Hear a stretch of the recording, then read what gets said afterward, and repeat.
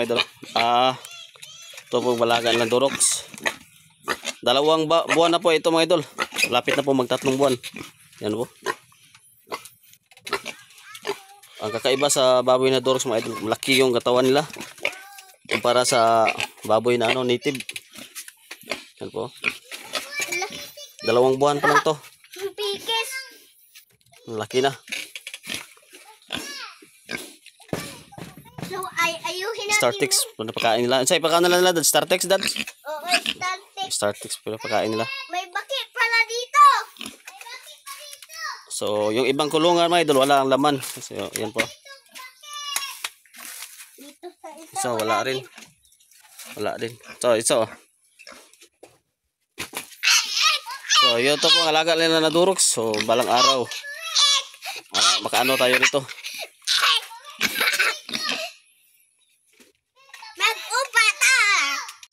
Ito po mga idol, may alaga din kaming kambing dito. Yan. Isa. Dong, tigilig mi ani. Ha? Tigilig mi ani. Sakit gani mani. Sakay ka? Sada Di ba na malumba? Oh. Dalawan gani ni. Amo sakyan. Kasi ngalan na yung kanding. Anong pangalan yan? Ano yung pangalis? Yung baby niya. Tingnan mo. Oh! Ate, mas grasya ka sa kuha na kahoy ha? Wow! Di na malungag. Sa lolo. Galing eh. Galing na. Ayaw.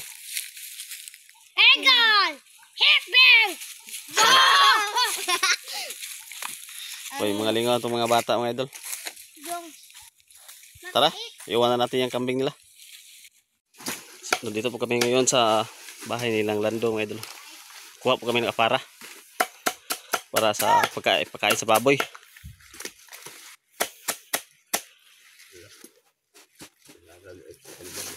Ha?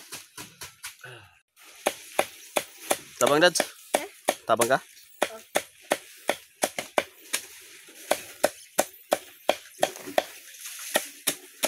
Dili na siya lutoon? Dili na lutoon? Alat mo din na siya? Naapa, Jud.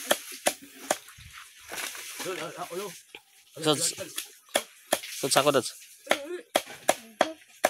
Ulan ka? Kaliw. Ya, alam mo all.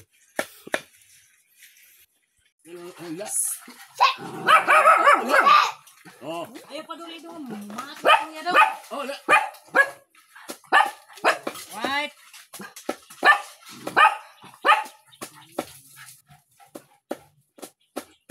Kato yung ato baboy o sira itanong to baboy o kato. Nang para nga ba dili man ani. Suga mangunod. Yang pula? Dili na pula. Kani mo pula man. Ito ato.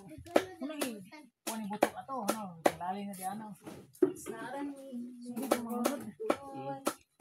Kini siya pudi on. Oh, lain ayo. Nani ja kuan forma dili. Ayo to. Kada nga anak ko yo. No. Tara na siya kuan. Lalog ra ba? Kani bang lalog ra. So ngayon po mga idol, nakarating na po kami sa bahay namin. Umuwi na po kami. Galing po kami doon sa Lando. So ito po yung pala yung bahay namin mga idol. So, kumakain pa kami doon. Ito yung bahay namin dito sa probinsya. So hanggang dito na muna tayo mga idol. Maraming salamat. See you next vlog mga idol. Thank you so much.